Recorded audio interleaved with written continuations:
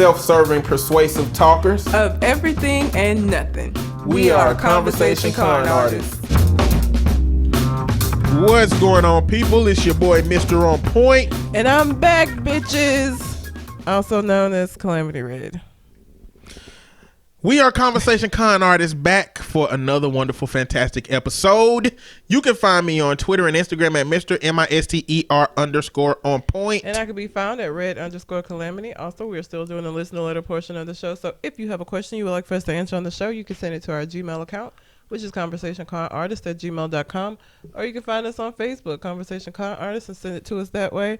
I missed you guys. It's been weird to not do the show for 2 weeks, but I wasn't like not doing anything, so it's still been busy, even though I wasn't recording the podcast. It's been a long 2 weeks. Okay. But I'll get into that later. All right. Well, we have letters and responses and live listens. Only two of them. Two of those things. We have one from a listener that has sent us a letter in the past, and now we got some audio. Soundbite. Yep. Let's get it started. You know, this is from old episode because I've been waiting for a few weeks to address any of this stuff till Red get back. So let's get started. Okay, I just heard the part where Mr. On Point was saying that Oprah is making this documentary about Russell Simmons and the accusations against him and black people, black men, whoever, are saying, why is she doing this against our community? First, the fuck of all, why are black men doing this to our community? Why? Why is that? Like, this needs to be highlighted at this point because it keeps happening. It's not the white man coming in and raping us. It's our own men. This needs to be shown. This needs to be out in the open. And now women are out here trying to get guns, tasers, pepper spray, looking over their shoulders, looking under their cars because black men are out here kidnapping us and raping us and trafficking us and murdering us. That's first the fuck of all. That's what we need to address. Okay? And this is live listening. So I don't know what's coming up after this. I guess I'm about to find out. But I just had to stop right there and send this in. Thank you. Love the show. Yeah. I mean, she's not wrong. So the first thing when my cousin helped me like go to the house to move. And we were the movers were moving shit in, and while we were standing there, the first thing he said to me was, you way out here, you need to get a gun. Like, and I've talked on the show about how I feel like I need to get a gun, like, because bitches are getting kidnapped and shit. Like, it is sad, and yeah, we don't talk about this within our own community. We don't. We just tell the young girls, stay away from Uncle such and such. He's weird. You know about him. And most of the time, they know what them uncles been doing to these girls. That's why they say stay away from Uncle such and such. But like, or is they not them children in there with Bill? Get out of it, like, or even just like, so not even relatives that are black men, just black men that are you meet out, kidnapping and raping women and shit. And it's I really have no stake in what should or shouldn't happen to somebody because of their culture or whatever.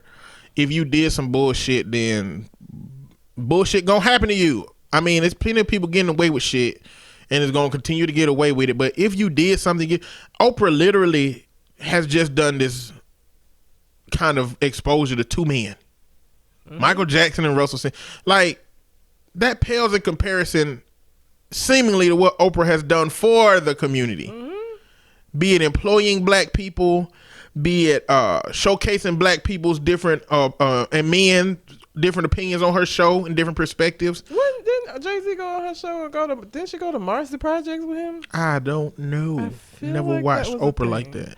I mean, I didn't either, but I feel like I know. Maybe. But Oprah got to do a lot. She got to become the Hitler of black men to be like, damn, Oprah is fucking us up, y'all. We need a fucking Oprah radar before she get close. Same argument that was had with the whole Harvey Weinstein thing and R. Kelly. The people that were supportive of R. Kelly, but they ain't made no documentary about Harvey Weinstein. It doesn't make it any less fucking wrong. Like, it's because R. Kelly got like a whole little however many episode documentary, and they're still, I think, coming up supposed to do some more. It's like, because they didn't make this on a white man, we should just not talk about or not say anything about or not address what R. Kelly did. And your whole reasoning behind that is because, well, you didn't do it to the white man. So, and that doesn't make any. Harvey Weinstein, is a jackass and a terrible human being, just as R. Kelly is. And whether or not he gets a documentary, he's still a fuck. We all know he trash. He's a trash ass human, and so is R. Kelly. So is the people at Fox. What was the guy that they had to let go? The old man that was doing bullshit. Robert something. Yeah, like, it's been plenty of people. Yes, they don't have documentaries, but like, if your argument is simply that, well, we ain't doing it to one, we shouldn't do it to none of them, makes no fucking sense at all. It's dumb. It's stupid. Wrong is wrong at the end of the day. And if you're so concerned about it, then maybe you need to be having conversations with black men that that's doing fuck shit. How about that? Like Roger Ailes, yes. Have conversations with the niggas that's out here doing fuck shit. But you sit quietly and watch bullshit happen and then get upset when it's called out and feel like it shouldn't be called out. And that doesn't make any sense to me. It's dumb. So, like, I really have no stake in what happens. I like Michael Jackson's music, but I wouldn't call myself like some kind of super fan or anything. Mm-hmm. But man, if you go down the rabbit hole, so one, we all know that Leaving Neverland Mm-hmm. was the name of the documentary regarding Michael Jackson. Yes. That Oprah had something to do with. Mm-hmm. That shit won an Emmy. Did it? Yes. How can a documentary that got pulled because of its potential inaccuracies and not verified information win an Emmy? But it's people on YouTube that has posted videos that go down a whole rabbit hole of all of the different, not conspiracies, but the components that led to creating Leaving Neverland. Mm-hmm. And oh man, it just sounds like a setup. It sounds like just a whole bunch of people that didn't like Michael Jackson for some random reason related to business, whether he wouldn't give interviews to people like Oprah, whether he was leaving one company and going to another one, or whether it was somebody that he kind of let go. It seemed like a bunch of people that didn't like Michael Jackson got together to make sure that this thing happened. And it sounds like it may be enough people connected to it to make sure that same project, with all of its inaccuracies and unfounded information, could win an Emmy. I don't know. But that is shining a new light on Oprah and how, if she were to choose to retaliate on somebody for something, she had the power to do it. She does. It's crazy. But like, I'm not invested enough to do all the research. I'll watch a video about it. But that being said, like, there has to be, for something to be evidence of something, you got to have enough evidence to say this is the case. I mean, just because two black men are under one person's radar for highlighting sexual abuse that very well may have happened, we can't say that, oh, she's attacking black men now. No, why don't you say she's attacking sexual abusers? Why don't you say she's attacking potential sexual abusers? Why don't you say she's attacking people who whose behavior has been so sketchy that it at least gives the illusion of sexual abuse or sexual harassment or whatever it is? Why you go straight to black men? That make it seem like it don't matter what bad a black man does without black men having the evidence to know or not know that it happened, that they gonna defend them anyway. Gonna defend the black man. And it's like if it's two black murderers and they definitely murder somebody, and just because Oprah highlight them, you're like, why would you get mad? Like, they shouldn't have did that shit. Nope. You know, motherfuckers want people to focus on the culture, but just the good shit. Yep. You know, it's some problems within our culture that we need to fucking fix, y'all. We can't sit out here and pretend like, oh, black girl magic, all the positive shit, everything is fantastic, and act like that the way black girl magic came to be was from fucking black girl trauma. It's again, you know what I'm saying? That meme where the dog is sitting in the house and the house is on fire. He's like, this is fine. Everything is fine. This is okay. Bitch on fire. But your bitch, yeah, shit's burning down around you. But that live listen memo was from Miss Cat, so thank you for that, ma'am. Appreciate it. Hope you keep listening. And we have a letter from Colin. This nigga. What? No, I'm just waiting. Why you say it like that? Just waiting to see what kind of meat-based title. Go on. Episode 218. She meets me. Okay. Colin. What's up, y'all? So I'm still going to write in, but this week will be a little lighter than usual. I wasn't able to do my usual live listen like I want to. Work after the new year is in the full swing. It seems heavier than a lot of other ones, though. It's a lot. Iran. The bottom line is that the U.S. committed an extrajudicial killing of an agent of a foreign nation state, which we are not at war with. No matter what anyone thinks about Soleimani, we are not at war with Iran, and he is not a lawful enemy combatant.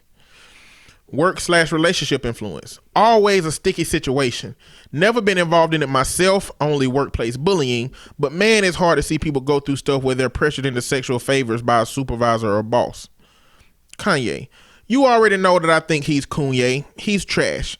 It would be great if our media machine in the US would walk away from covering train wrecks like him and would not give legitimacy to people who are illegitimate. But hey, the media doesn't care about ethics, only finances.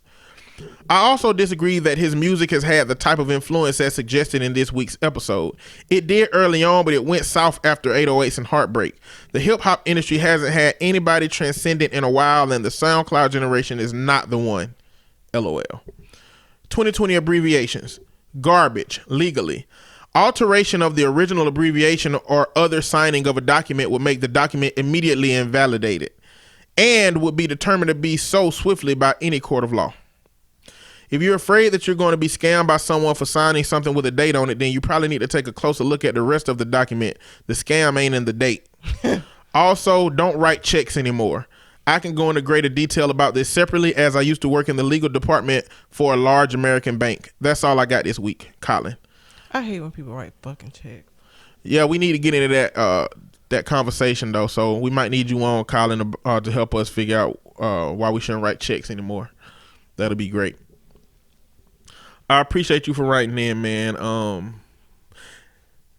I'm glad that America has gone down the path of de-escalation with Iran, and there's a lot of memes going around, including a client that I saw who was like, we were at the end of the session, he was like, we can talk about Iran. I was like, what? So apparently he's just been seeing so many memes, and the meme world is all about, you don't fuck with America, yeah, we'll fuck you up, Iran, you ain't shit. But I don't think people understand the depth and the level of fucking crazy that Iran is. Yeah. I don't think people understand that shit. Nobody wants no heat with Iran because they are fucking crazy. You see this shit that happened now. They bombed a couple of places and then fucking shot down an airplane. Said it was an accident. This is how crazy Iran is. And we not even at war. Yeah. We de-escalating. We're trying to say we don't want no shit. And everybody else came out and said, look, we don't want no shit. Mm-hmm. Trudeau in Canada was like angry at Trump about they plane being shot down. And while, yeah, Trump didn't shoot the plane down, you know what I'm saying? But Trump, they assassinated a head of state. Yep. Without an imminent threat. That was an unnecessary move that right now may impact his impeachment trial. Not in a good way. Because the first time when we attacked Syria, that was cool. Because Syria had released the gas chemicals on all of they citizens. It killed a bunch of people. Kids was melting and shit. And Trump was like, fuck this. Bomb them niggas. Tell the Russians to leave. Bomb the motherfuckers. Boom. Congress was like, cool. I mean, he did some fuck shit. He shouldn't have did it. And our president decided that we need to attack the motherfuckers. We attacked them. But see, this time, it ain't no justification.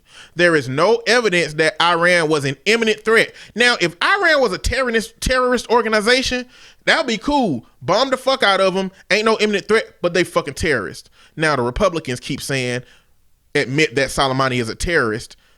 Legally, he's not a fucking terrorist. We can call him a terrorist if we want to justify our shit and what we've done. But the fucking truth is that he was a head of state. That's like if somebody came and fucking killed Pompeo or goddamn Pence. That's how they're interpreting what happened. And without an imminent threat behind it, like Trump is talking about. So this shit gonna continue to unfold. And I guess Congress gonna have to step in and say, listen, you never should have had the power to call all of these strikes. Yep. And we're taking that power back from you. If you call a strike, you're gonna be fucked up out here in the game because you're supposed to go through Congress to do that. So I'm glad we going down the path of de-escalation. Nobody want no heat with Iran, not because they are supersized army, not because they follow rules and go with any pacts or any deals that we make. Is because they are fucking crazy, and whatever weapons they got, we can destroy them after something happens. But what's got to happen? How many American lives got to be lost? How many attacks have to happen before we be like, oh yeah, we can defeat them now? But just like with Al Qaeda, all them people died in the fucking Twin Towers. And now all of these firemen and people got cancer because of helping the Twin Towers, and our government ain't even trying to give them money to help them take care of the shit they got when they were the fucking frontline heroes. So America, man. America. Have you ever been in a situation where you had a boss that implied something sexual or inappropriate towards you? I mean, it doesn't really, I guess it counts, but so maybe, I don't know, when was I working for Walgreens? Do you even remember? It was a while ago. It was about 3 years ago. About 3 years ago, I worked for Walgreens. I had, just making some extra money, so I took on a second job, and the little manager who was like fucking like 25 or some shit, this little white kid, had a crush on me, I guess. I don't know. But he would find like times, like if I was in the back looking for something, he would come up behind me and put his hand at my waist. Not appropriate at all. And I eventually did have to say something to him about it, because it's like, yeah, like, I don't like to be touched in general. Just could you not do that? He didn't get upset, but technically he was my supervisor, I guess. That's pretty much the only time. He stopped doing that? Yeah, I mean, I look mean, I think. So people... And again, this is a little, like, probably maybe a little bit shorter than me, white boy. Like, he ain't want no smoke. He wanted the chocolate. Well, he didn't get it. He didn't get it. He had to go find him some other chocolate. But outside of that, I've never. But I mean, I'm trying to think if I've even ever had a boss where that would. When I worked for 911, that's not to say that it couldn't happen, but my boss was a woman. At AUM, it was like old white men. I guess that could have happened, but it didn't. The job I had before this one, woman boss, and my current supervisor's boss, supervisor's a woman. So, no, I had that experience, thankfully. Well, good for you. I'm a dude, so I've only had like coworkers that were gay, tripping, and being like inappropriately forward. haven't talked to you. We have been talking like we usually do, so I miss telling you this, but there's like a nurse where I work at now that everybody just really hates her because I think she's manic all the time, but neither here nor there. I was up filling out some paperwork, bent over the desk, and she came and walked past me. What did she say? I don't even remember what she said, but she hit me on my butt with a folder. And of course, you're at work, bunch of women around, you get hit on your butt. It's kind of like, what the fuck? Like, I was very, and so I said something to my supervisor about it, who wanted me to go do this whole like formal complaint and stuff. I was like, I'm not finna do that because I feel like she on her way out anyway, just because she's incompetent as fuck as a nurse. But that shit was weird because I was like, why would you? I'm talking about like hit me hard on my ass. And I don't remember what she said. It was, I don't even know. She didn't say anything sexual when she hit me on my ass. Can't remember what it was, but I know it wasn't like that. But little shit like that has happened, but nothing major, nothing concerning. She trying to get you in that work closet. I hope not. I'll knock her ass out. You sure? Yes. She's old. Knock your ass out. She's old and like. How old? Like late 50s, early 60s old. Maybe. So, I don't know. I don't even know. She just. When have you ever punched somebody? When have you ever punched somebody in the face? My brothers. That don't count. Like somebody that wasn't family? Yeah. No, I haven't. You never have? I ain't never had it. Nobody's ever fought me. So how do you know that in that moment you gonna do what you need to do? Why wouldn't I? What you mean? Especially with a little old 60-something-year-old white lady. Listen, a black 35-year-old that ain't never punched nobody versus a 60-year-old that's been punching folks her whole life. She ain't been punching nobody. You don't know that. You do not know that. She ain't been punching nobody. I bet that nobody think that old 93-year-old man was gonna walk in there with them fucking trench coat on and black hat and pop a nigga in his legs twice either. They ain't think that shit, but he did it. I'm not worried about her. I would think that an old 93-year-old motherfucker didn't have the strength to pull a trigger. True. She ain't. She not about that life. I'm not concerned about her. Okay. And I haven't even. They suspended her not for that. She just been doing like fuck shit. Like she's just an inappropriate ass person. I think she's manic and not medicated because she just be cussing and shit and just just like random, just inappropriate workplace shit that you just be like, girl, really? All right, okay. So I think she got suspended. I don't even know if she's back yet or not. But it wasn't because of me. Her hit my ass. My supervisor wanted, because everybody trying to get rid of her. So my supervisor wanted me to like jump on this opportunity. Like, I ain't finna get involved with this shit. If y'all want her out, y'all get her out. It ain't gonna be me. Why you even tell your supervisor? Cause they were, it just. You knew they was, y'all was just having a conversation about all her bullshit. Yes. Then it came up. Yeah. It wasn't like it wasn't like you said, I gotta talk to you. No, Listen, no. nurse such and such slap my ass with a No, folder. no. Inappropriately. We were talking. Listen, this how bad. Oh, that's another reason I know she ain't about that life. I work at a psych facility. Okay, this means that these are people that are severely mentally ill. All right. One of the people on the unit that she worked on told her not to touch them. Okay. Now, somebody that's severely mentally ill and psychotic tells you not to touch them, don't fucking touch them. They not bluffing with you. Like, so she touched them anyway because she does this, like, she calls everybody honey, baby, darling, sweetie. So she put her hand on the lady and said, well, sweetie, lady punched her dead in her shit. She punched the shit out of this nurse. She didn't do shit. One that she could do. So yeah, I ain't worried about her. She almost got knocked out by a patient. But yeah, we were just talking about her bullshit in general, and I mentioned it, and my supervisor was like, oh, well, you need to make no, I don't need to make no report. I'm good. I am good. If y'all get her out of here, it will not be because of me. I ain't finna be responsible for that shit. My name Bennett, and I ain't motherfucking exactly. in I it. ain't got nothing to do with it. She do enough shit for y'all to get her out without me. You don't even need me. She gonna get herself out. Shit.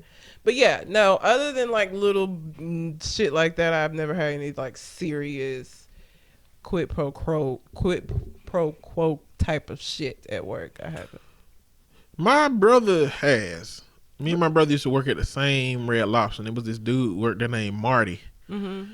And one day, my brother was standing at the computer, and Marty's gay, and for some reason he came behind my brother, put his two hands together with his fingers poking out, and just poked him in the ass. And my brother was not fucking happy with that shit. He went to the management. He said, "Y'all need to do something about this motherfucker before I do it." That's the kind of motherfucker he is. I don't know what they told Marty. I don't know what the fuck they told him, but he was like he was training to be a manager. Like, oh my god, why the fuck would he do that? I don't understand. And then no. I used to work with a dude named Darren when I was in North Carolina, and he used to be really inappropriate, you know. And it was this African dude that worked there. I can't remember his name, but he used to egg him on. He used to get his ass worked up. He used to be like, "Watch this," and he'll tap Darren and be like, "Darren, Eddie said your hair looks nice today," and he'll turn around on me and be like, "Oh, you nice tall drink of water, and then he'll just keep going, and I'll be like, I look at the dude, he'll be like laughing, and I'll be like, "You son of a bitch, like why you do this shit?" You know what I'm saying? And not like. That dude was a character. Like he used to do drag, so he used to sing. Oh wow! He used to sing on birthdays. Donna Summers and Diana Ross. He used to come down tables and just do a show. Drag queens. I'm not sure if it got us any more tips than it would have otherwise, but it's just funny to drag watch. queens are dramatic as fuck. But that being said, thanks for the letter, Colin. Thanks. As always, appreciate that dialogue. I ain't got shit to say about Kanye. And we're going to get you in here to talk to us more about the legal side of dates and checks and all of that jazz. Oh, yeah. Later on. What's up? Go. I moved. Okay. I moved into a house. That's why you ain't been here in 2 weeks. That's why I haven't been here in 2 weeks. So, again, I ain't been sitting on my ass not doing the show and so before Cole Jackson hears this and feels like he needs to come on the show and say, I moved my stuff out of storage myself. Not because I didn't have help, not because, my friends weren't willing to help, but it was supposed to rain that day, and I had to move on a Friday. My plan was to move on a Saturday, right? It was supposed to be tornadoes and shit, so I had to move the date up on a Friday. My friends all have jobs. And so everybody was at work, so it would have been like 6 o'clock. Before 6 o'clock and after, before anybody would have been able to come help me get the stuff out of the storage unit. And at that point, I'm like, I could probably have everything out by then instead of like waiting. So I didn't wait. I went ahead and did it, and I was tired as fuck, and I'm still tired. But my house is unpacked pretty much. The dogs have a yard. Remy. You know what? I really thought that Remy was going to be like, freedom and be happy. And Kingston was going to be like, I ain't going to go outside. Opposite. Kingston loves being outside. Remy will go outside and pee, and then he at the back door. Let me in. I don't want to be out here. Type of shit. Didn't see that coming. Didn't see that coming at all. Fully thought Kingston was going to have an attitude about being outside. He loves it. He's fine. Remy, on the door. Just peeping in, looking at me like, let me in, bitch. But it's a little bit further than what I would have liked, but I'm happy with my decision so far. I hadn't, moving was a bitch. It was very terrible. But I'm in there now, and I have no plans of moving anytime fucking soon because moving is the devil. Moving is fucking terrible. Like, I know I want to have to do that shit anytime soon again. So, yeah. And I will be How do you like the place? Love it. It's great. Right. So I haven't had a house. So now I'm kind of like, woo. I don't know what this electric bill gonna look like. So like right now my heat is on 69. And I sit up. I got like this thing. It's like a Snuggie, but it's like a big ass sweatshirt that's like huge. And I just been sitting in the house. I need to see what the fucking electricity is gonna like run like in this place. I haven't had to heat the entire house, and I have like a basement. There's a finished basement. There's like a room. I have no idea what to do with this fucking room. There's like a whole room that is finished, carpet. There's a closet down there. No idea what to do with that fucking room. None. I don't know what I'm gonna put down there. Interesting. But yeah, that's been cool. Work has been interesting. There's a patient that calls me brown sugar all the time. Brown sugar. Yeah. Oh. He looks nothing like D'Angelo. Who he look like?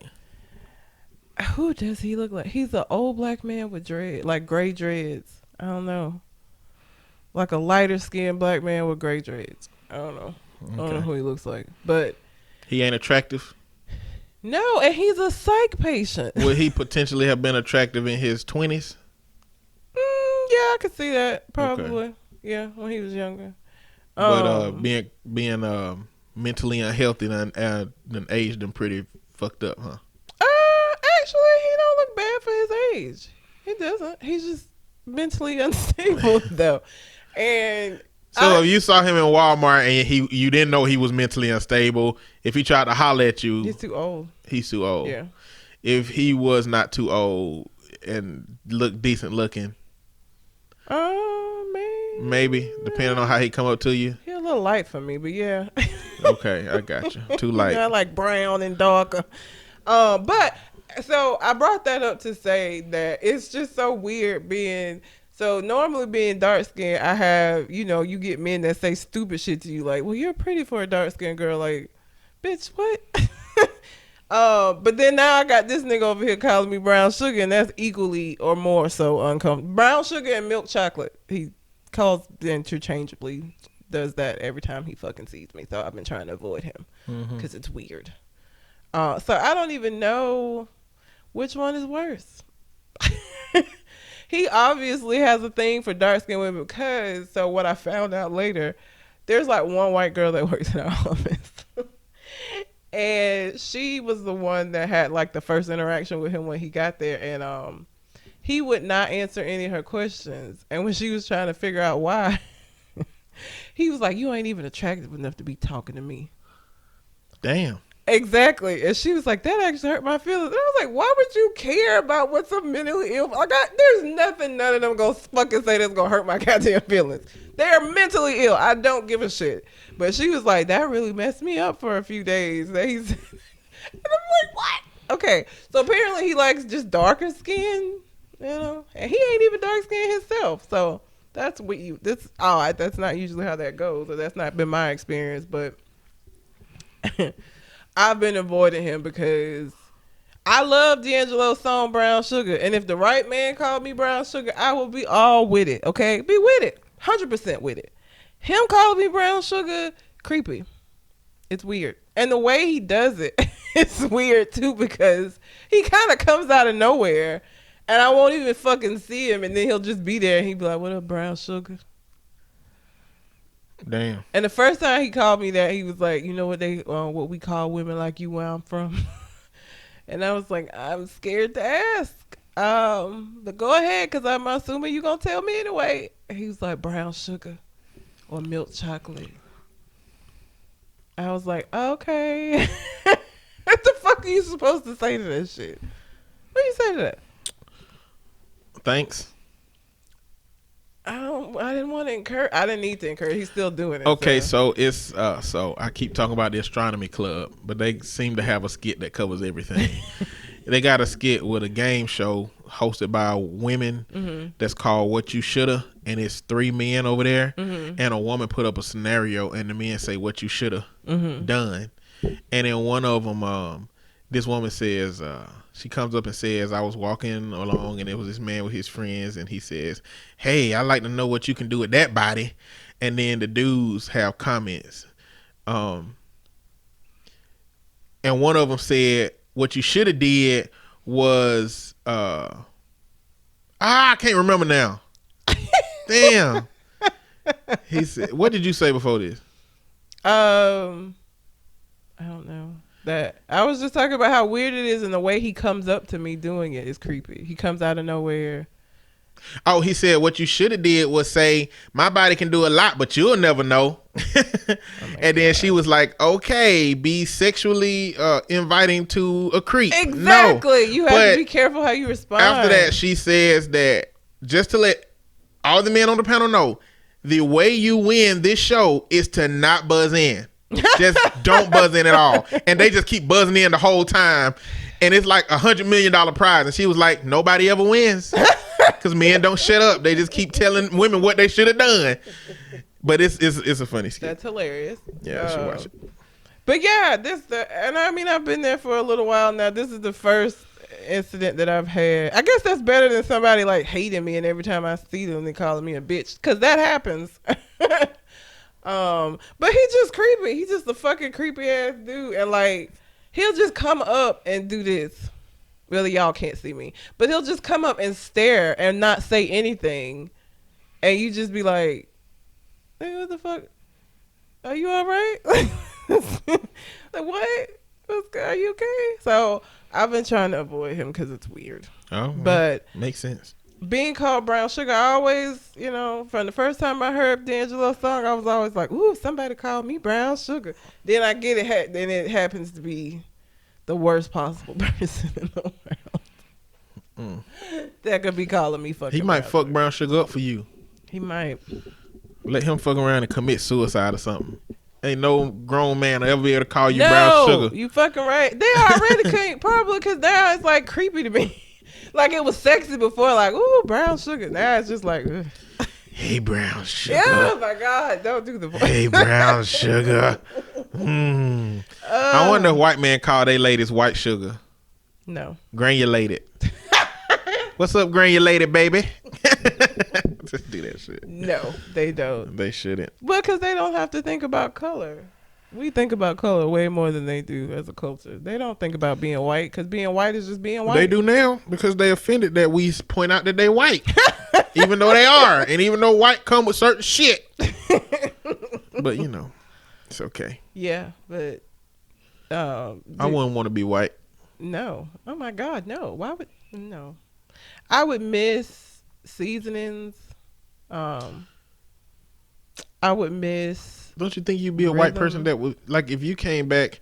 What if you were reincarnated as a white person but remembered your black life? I don't want to be one of them black or white women with like black kids or mixed kids that like everybody's like, you can tell she date black men. I don't want to be that white woman. I feel like that would make me that white woman. I'll just be that white woman, because it's not gonna come across as me being authentic because I would be white. I would just be some white lady trying to be a sassy black woman. That's what the world would see me as. They're not gonna know I was black in my. You don't think you'd be smart enough to know what the balance of that is? I don't know. Maybe. I don't know. Who knows? That'd be weird. I wouldn't want to come back this way, even though my life would probably be a bit easier as far as bullshit and microaggressions and all of that stuff. I still wouldn't want to be white. We're fucking cool as shit. Like, why wouldn't you want to be this cool? As a culture, we just fucking cool. Yeah, okay. I don't want to leave that. I got you. Well, what we have up next is viral posters. Do we need to close out the letters first, or I can't remember? We already closed out the letter. You started your. Yeah, but I didn't say. If you also have a question that you would like for us to answer on the show, you can send it to our Gmail account, which is conversationconartist@gmail.com, or you can find us on Facebook, Conversation Con Artist, and send it to us that way. You can do that. Viral post. Viral post. Okay, my 6-year-old wants to come lay in my bed with me and my boyfriend. My boyfriend gets annoyed. Like, what the fuck, dude? He's my kid. He can sleep wherever he wants to sleep. Am I wrong? Very. Very. Very. She's wrong? Yes. What makes her wrong? Why would you even want your 6-year-old son to come sleep in the bed with your boyfriend? Not your husband, not his stepdad, not a nigga that's just, why would you even, that's not okay. Like, I already heard, and this is from doing the work that I do, I cringe so hard when bitches be not women being introduced. You already said it now. You said what you meant. When bitches be introducing their kids to all of these niggas, your boyfriend, no, that's not his dad. That's not a stepdad. Y'all aren't in that place. So I just don't think that's too intimate of a thing to involve your kid in. So would it make a difference if she married that dude the next day after this post? It would matter. It would make a difference of how long she's known him. Because if she met him 3 months ago. So there is a certain period of time in which she's known this man that would be okay. Still not if he was a boyfriend. I don't know. I just know that there's so many creepy ass motherfuckers that date women with kids to get at the kids. You know what I'm saying? Like that just always rubs me the wrong way. I just don't think that your kids should be involved. A part of me don't want a child to be distanced from his mom in a way that he's always been connected to her through some man coming into life and her saying you can't have these things that you used to be able to have because of this person, because to that child it's gonna look like she choosing the boyfriend over him. So it's like, I think that this needs to come with appropriate boundary setting between the boyfriend and between the child. Like if the child want to spend mama time, I think mama probably need to go to the living room, sit on the couch, and sit on the edge of the couch with him together while the boyfriend on the other side if he really have a problem with it. You know, but I can see myself being a boyfriend to somebody, and because of what work I do, a kid coming and laying in the bed, I want to get away from that situation. Yes. I don't want no misconstrued shit going on. I don't want a kid to be rambunctious and reach over and hit my meat by accident, and now that's like, I don't even want none of that, no parts of this. But what I would do is I'll probably just remove myself. Like I don't see myself being like annoyed and saying that little motherfucker can't come sleep on the bed with you. And me, I just leave, you know. Yeah, and I'll tell her, listen, I'm not risking anything.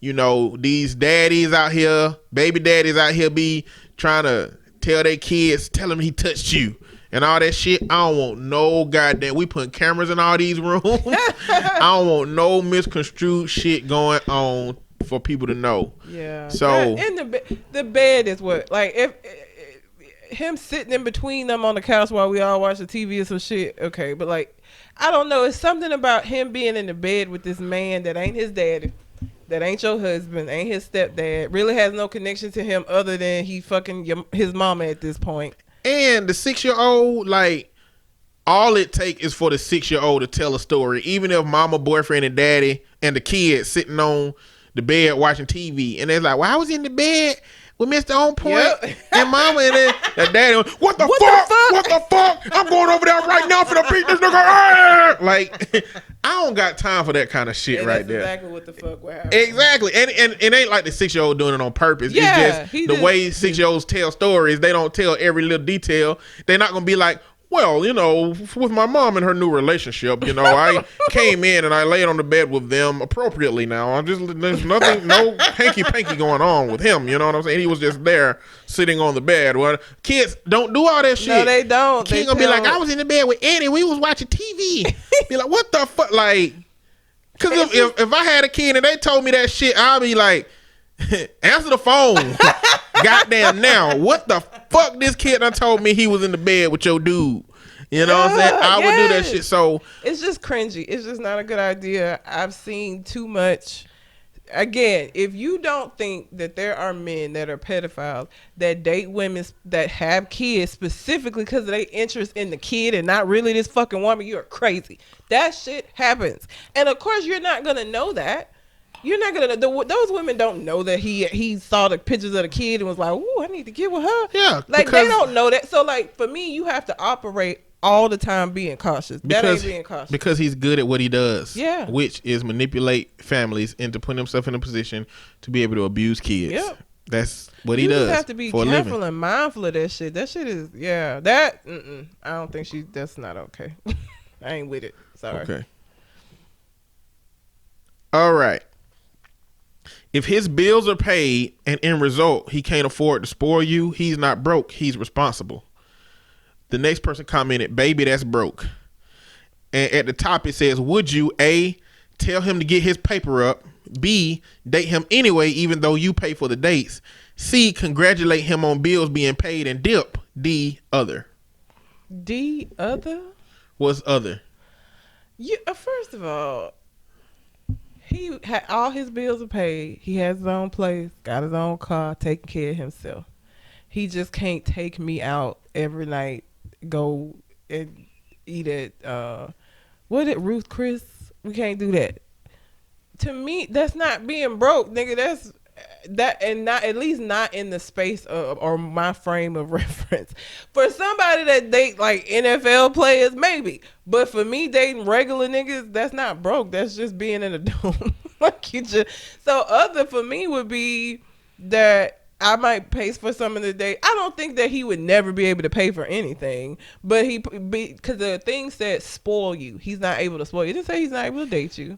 Spoil you, which means he ain't able to take you out all the time and buy you all of this shit, which I'm not comfortable with people buying me a bunch of shit anyway. So my other would be we would just fucking figure it out. Like that's not being broke to me. But I guess it's your frame of reference of what broke is, because if that's broke, then I'm broke. Yeah. Shit. I guess so. I mean, like if you got but that gives promise for the future, because if y'all move in together now, resources are cleared up. Yep. Like that's $1,000 a month. You know what I'm saying? Like, well, at least half of that is like $500. Yeah. If both of y'all can save $1,000 a month together and start saving and putting that in a fund, that can lead to whatever y'all trying to do. Yeah, because like now being single and paying bills, that's going to be the life of most people. When you get married or when we combine and stuff, then yeah, if I'm able to pay for my bills and make it, and you able to pay for your bills and make it, we going to have extra money if we get together. You know what I'm saying? So like, for me, that's other, because them other answers was dumb. Yeah. What the fuck is we talking about, bitch? Okay. Next one. And this one might hit Leroy Ketchum. Uh-oh. And he might have seen this before already. It's a picture of a girl that says, "What's worse than a heartbreak?" And up under it, a dude commented, "When you hear, let him shoot when the ball is in your hands." Now, I don't know if you've ever experienced this situation. See, my history in basketball have been, don't let him shoot. He fat, but don't leave him back there by himself. But I have been around dudes where when they pass the ball, everybody just back off and be like, let him shoot. Like, he gonna miss. Like, he not gonna make the shot. That shit has to hurt. That shit gotta hurt. Oh. I don't like it when I hear it happen to other people, but I'm glad it's not me when it happens. Let him shoot. He ain't gonna. Now, don't get me wrong. He get it. If he fuck around and make it, that's cool. But at the point that you done fucked up enough for them to say, let him shoot, even if you make that one, it's not gonna change their perception of you.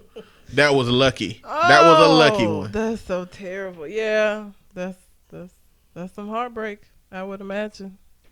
Ouch. Shit. You ready for the next one? Yeah. You got to ask women nowadays, are you single, mad at him single, or he's in jail single? You got to ask certain women that, because none of those other ones apply. Like, I'm single. What was the other ones? Mad at him single? No. And I wouldn't be dating no nigga in jail. I'm not a ride or die. I've said this on the show multiple times. You go to jail or prison for some dumb shit, good luck and Godspeed. I'm not waiting on you. And I'm not even going to lie to you and tell you that I am. You ain't even going to be in there thinking, Red out there waiting on me when I get... No, she's not. No, nigga. Nope. Sorry. Godspeed. So you got to ask certain women that shit. I don't think that's across the board. I don't know. I don't know. What would I ask? Men don't care. Men don't care what kind of single she is or if she got somebody. Men don't give a fuck. Women the ones out here that if a dude got a woman, they be like, nope, bye. But dudes, if a woman will entertain him and she got a man, dude don't give no fuck. Dudes ain't out here like, well, my moral standard for dating is so high. We ain't like Andre 3000. Like, he had a song where he basically was saying, look, I don't fuck people with women, but he had fucked her at that point. I guess he didn't know, but like, I don't think we as men, as a group, got that standard. Like, isolated, some of us do, but I don't know. You ain't got men ain't asking that damn women shit.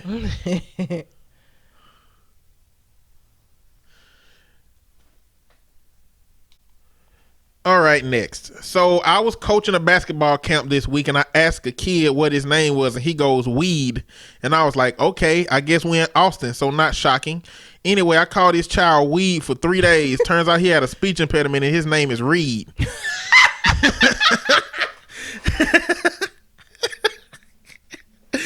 so fucked up.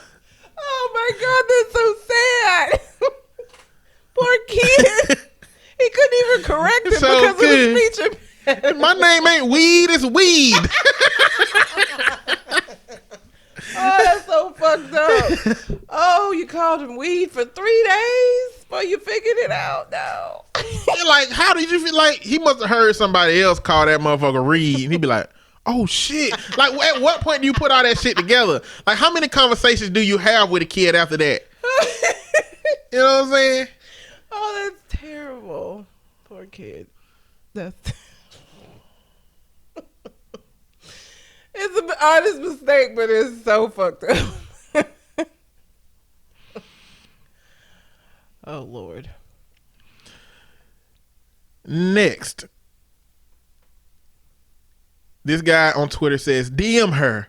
She probably already want to fuck you anyways, but she's waiting on you to speak up. You'll be surprised. Hashtag big dick energy. This dude replied, I took your advice. She posted the screenshots on her timeline, and now 6 niggas jumping me tomorrow.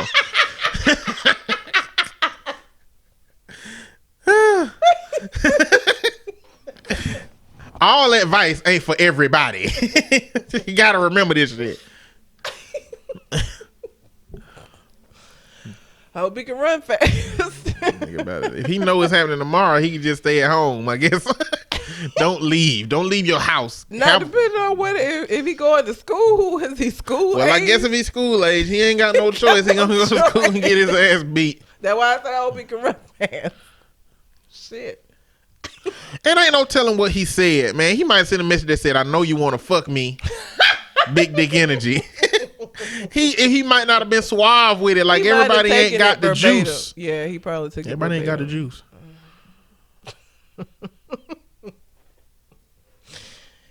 Who knew the most taxing part of being an adult is trying to figure out what the fuck to have for dinner every goddamn night until you die? It is so irritating. God damn. Motherfucker say, I feel this in my soul. The next person said, every fucking week when it's time to go grocery shopping, my wife and I are like, what should we cook this week? And immediately forget every food we've ever enjoyed. You do. Oh, it's so annoying. I In the hate grocery it. store, like, what do I want? Damn, when the last time I had that? Damn, this a lot of work on this. I like it, but it's a lot of work. Damn, when the prices go up on this shit? Hell no. Like, damn. That shit is weird. That shit is mad annoying. It is. It 100% fucking is. Like, oh my God. Yeah. Yeah. I didn't realize I had saved this many, but I got 3 more. Okay. An employee of mine just asked for his most recent check stub. His new church requires it for tithing purposes. Is this common? It better the fuck not be. I gotta prove. So the 10% I give you ain't enough. I gotta prove that it was actually 10%. Somebody in the comments said you got to do that at Shirley Caesar Church. That is not okay. My God. Really? They said there's a lot of churches around here that's doing that shit. They could kiss my ass. I would not. If I ever went to a church and they was like, okay, you know, you're a new member, so next week if you could bring a check stub. What? They got motherfuckers out here doing Spotify family accounts at church, goddamn. For you and your family to get here, you got to pay the family premium based on your W-2. 10%. I wish the That church is rude would. as fuck. Like, no. I wish the church would. I'll flatten the preacher tires every week, Hell goddamn. no. They gonna have to pay for security fucking with me. A check stub? No, bro. Hell no. That shit. I'll pay a crackhead to do it. Go poke the preacher tires every week. Back tires. Not the back tires, the passenger side tires. Yeah. Because you ain't getting no money out of me, and now I'm mad. Hell yeah. How you gonna make me pay a subscription service to contact Jesus? The fuck? Is Jesus okay with this shit? Let me talk to him. Let me talk to him one-on-one. Let me in. I want to talk to Jesus. I don't think he's going to be okay with this. Let me talk to Jesus. That's like, the Bible don't say nothing about that shit. No. But the Bible don't not say nothing about it. No, nigga. I just wonder what the justification is. Listen, we are preachers. We are making sure that God's word is being followed, and God said give up that 10%. And we're making sure that, but the Bible don't even say if it's pre-tax or post-tax. It doesn't. Is it off of gross income or net income? I don't understand. This shit is nah. My mama used to give all her money away to the church. Just no. It's just a big thing of no. Big thing of no, huh? Yep. Pretty much. Next one. You can nut in a fine female 1,000 times and nothing happens, but the minute you nut in an ugly hoe, boom, y'all having a possum. I mean, no comment on that, because who is able to have sex with a fine woman 1,000 times and have to settle for an ugly woman? Listen, I feel like this is somebody who only have sex with ugly women. Probably. Who made this. That, and listen, let me tell you something about genetics, okay? Because we have seen two very attractive people have some hideous kids. You don't know what the fuck is going to get pulled from your gene pool and from her gene pool. You don't know. It's a crapshoot. It is a fucking crapshoot. Demi Moore is a very attractive lady, and Bruce Willis is a handsome man. All of their daughters are fucked because they took weird pieces from each of them, and it just came together in a really bad way. Okay, so genetics don't give a fuck about your wishes and hopes and dreams. Genetics do what they want to do. And sometimes it fucks you over. Yeah. Sometimes it does. Yeah. We got one more. All right. Even if a woman is paying for the date, she should always give the man her money beforehand. That way he can pay for the date. This is literally basic manners, and the fact that y'all don't know this is sad. You women got y'all men out here looking weak. What? So I'm supposed to pay for the date, but not only pay for the date, I'm supposed to slip you the money so that you can give it to the waitress or waiter so that you don't feel inadequate. Not my problem. That shit is dumb. What? It is gonna be your problem. How is it? No, it ain't, because that's gonna be the last time we go out. But you made it this far. Well, and once I find out that you this kind of level of dumb. Yeah, this is short bus commentary right here.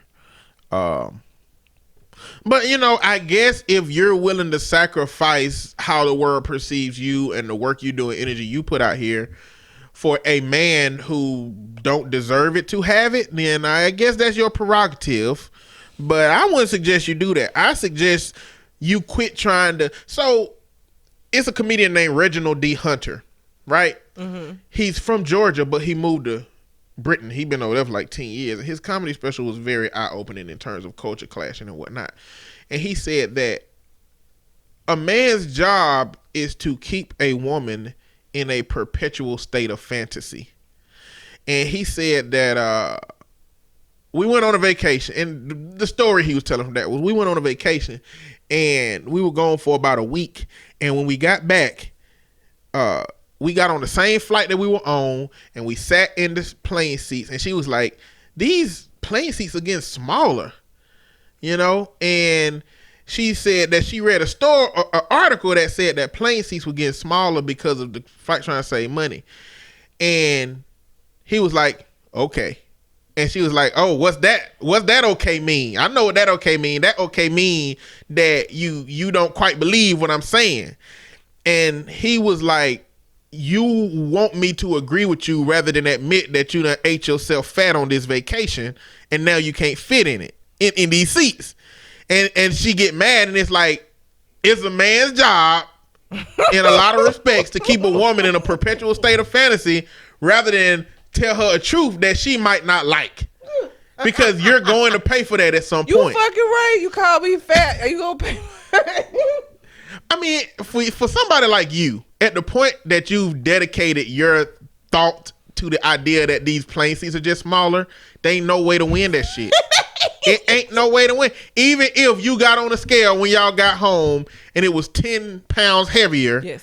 you can't win that. No. I saw a meme that had a dude on the ground outside of the garage. It's like he was like star watching or whatever, but it was like a mattress out there and he was laying on the covered up, and it said, me after I win an argument with my wife.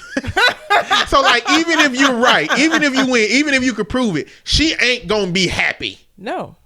She gonna be angry about that shit. Yes. Okay?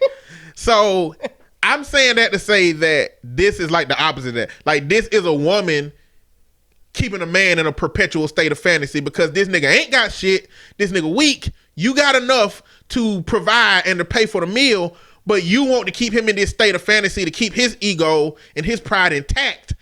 That's bullshit. It's very much bullshit. The reality is nobody should keep anybody in a perpetual state of fantasy, but men, you should keep your women in a perpetual state of fantasy because that shit ain't gonna turn out well for you if you don't. Couch surfer? Huh? Gonna be couch surfer? No, not if I pay some bills. We just gonna be mad laying next to each other in this motherfucker. I am not going to the couch. You can take your ass to the couch. You better make sure we got a comfortable ass couch because I ain't sleeping on no fucking couch. If I pay half of the bills, half of this motherfucking bed is mine. I don't give a fuck which half tonight. But if you think I'm finna go sleep on the goddamn couch, nah, honey. I never understood that shit. I think that shit just been TV show convenient. Like old sitcoms where the husband sleep on the couch and shit. No. What version of Crazy Wife you got that she say you need to sleep on the couch that you do it? What is she gonna do to you if you don't? You really want to sleep next to somebody that's mad at you? No. Do you want to sleep next to somebody that's mad at you? That's woman shit. Like, a woman don't want to sleep next to you when she mad, but she won't leave. She'll make you leave. I'm not doing that. I'm not playing that game. No, I'm saying, would you trust to sleep next to somebody that's mad at you? I would. Okay. Listen. Depends on how mad I am. If she gonna murder me in my sleep, It may not be murder. if she gonna punch me in my sleep while I'm asleep, she better be ready to get the police called on her ass. Give a fuck. Calling the police. I'm gonna say, one of us getting shot tonight. We about to be Black Lives Matter out here because of your ass punching me in my sleep. I ain't finna accept no fucking domestic violence. Let me go check to see if this eye done blackened up yet. So I can tell the police. Shit, nigga. Get your lives together. I was in line at Ollie's behind this white lady with 2 black eyes. And she was married. The husband wasn't with her. And I don't want to stereotype the husband and say he gave her the black eyes, but she's like an older lady. I don't know. I don't know what happened. She was just in there just. You heard shopping. a joke about women with black eyes? No. What do you tell a woman with 2 black eyes? This is gonna be terrible. Nothing. You already told her twice. My old white redneck boss told me that shit is inappropriate. Oh my That's God. domestic violence. Redneck, no, that makes sense. Yeah. But yeah, both her eyes were black. But she was just in there shopping, buying up a store like it was. And I'm just looking like angry black, like notice. She was pale white, so it was really noticeable. She's like a fucking raccoon. So a man that you live with can make you angry enough that if he don't leave sleeping next to you, that you would physically do something to him. Yeah, I wouldn't punch him though. What would you do? I would do some aggravating shit. Like what? Fart all night? No, I don't know. It would be something aggravated because I don't want it to be. I don't hit men because I don't want men to hit me. But I want it to be where you be like, God damn it, I'm just gonna go on the couch because you so irritated now. Like, yeah, go lay your ass on. I got narcolepsy. Oh, well, my body, I'm gonna get my sleep. You're gonna be fucked up tomorrow fucking with me, and I'm gonna be fine. I promise you, you gotta find another way outside of sleep to deal with me. But most men don't have narcolepsy though. I don't care. I'm just like, if you pay half of the rent, don't go sleep on the couch, okay?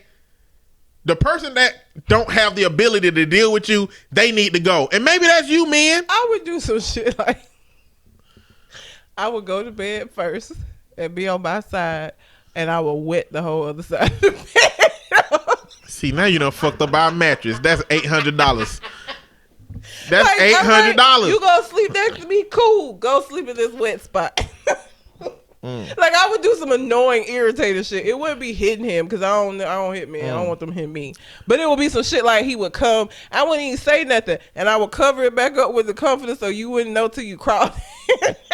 And now your pants wet. You know that annoying feeling when you have on wet clothes? Like that kind of shit. I would do something like that. That's petty. Sleep next to me if you want. I'm a petty bitch. That's real Go petty. on, sleep next to me if you want to. Or you can go get on the couch. It's up to you. But I ain't moving from that this will side. start a war. That will start a war that motherfucker do not want to goddamn. When you ask me what I would do, it would be something like that. It would be some petty shit. I'm just gauging what people do out here because I just don't understand. Like, who really go sleep on the couch? I want to know if that shit really happens. You know what I'm saying? Like, I think it does. I think men just be out the whole night. And you don't know what the fuck he doing. Like, she wanted, so you be like, you need to go sleep on the couch, and be like, all right. You hear the door close. You hear the front door close after 20 minutes and the car crank up. And you be like, what the fuck? Now phone ringing, where you at? Well, you ain't want me to be around you, so I left. I'll be back. Bye. Click. You gonna be pacing back and forth in the fucking living room. Man. And all I am is down the street, sleep in the goddamn front of my neighbor's house. I don't know. Anyway. But yeah. Anyway, that's all I got. All right. Viral posts. Those were funny. I'm gonna start out. Eminem dropped an album. I'm an Eminem fan. I've said this on the show before, and I am still a fan after listening to this album. The name of the album is "Music to Be Murdered To," and he took. So this will be a surprise to no one. I am a huge Alfred Hitchcock fan. Okay, he took the cover idea from Alfred Hitchcock, and also he has snippets within the album playing Alfred Hitchcock, like him saying stuff. Won me over already from there. Alfred Hitchcock, the Alfred Hitchcock Hour. Y'all listening probably. It's one of those things where if you know, you know. If you don't, you probably like, the fuck is Red talking about? Alfred Hitchcock was this little short, chubby white man that did a show where they did episode. It kind of like Twilight Zone, that kind of a thing where each of the stories had some kind of like fable, like a moral at the end of it or whatever, like some kind of cautionary tale. But his were a lot more murder focused. His were a lot like X-Files. Not X-Files. Twilight Zone. Twilight Zone, touched a bunch of different things. Like, there was murder, but there was also the occult. There was also like future worlds and shit. Like, so it touched a lot more. Alfred Hitchcock was just murdering motherfuckers in very unique ways.